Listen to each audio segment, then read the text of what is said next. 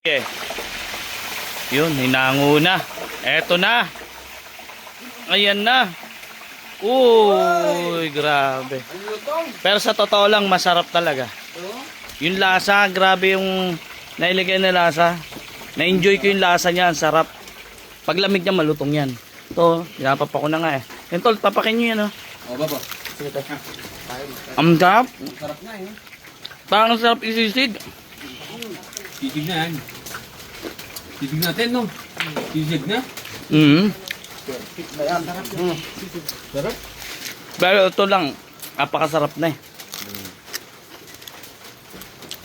Pero parang ang sarap na eh. Wag na. Tulutong nito. Oh? Di, saka masarap. Hindi lang malutong. Mas masarap daw sa ilitsyon.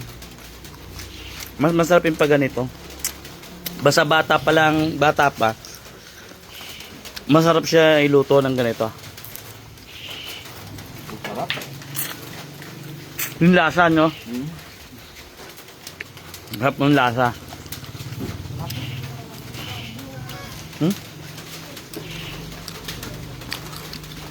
Ang lutong. Ang lutong. Grabe yung balat eh. Oh? Paglamig niyan, Oh. lutong yan. Grabe. Oh? Mm. Parang papel.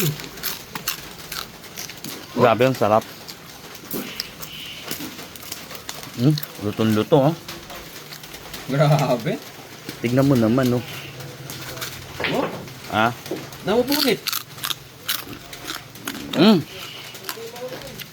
Hindi, yung lasa. Oh? Yung lasa talaga nagdala. Napakasarap ng pagkakatimpla. Tuhulid. Tolo. Elio, ah. Ang galero to eh. Aton. Reward mo. Yan ang masarap. Grabe, sarap. Ano to? Parang wag na. Masarap iulam to.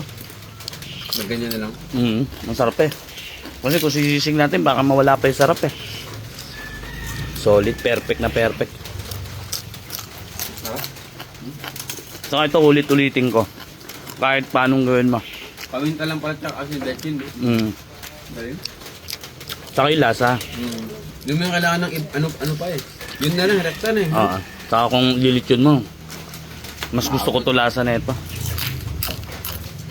Ang lutong. Saka yung lasa, Andun. perfect. Tol, alin mo na.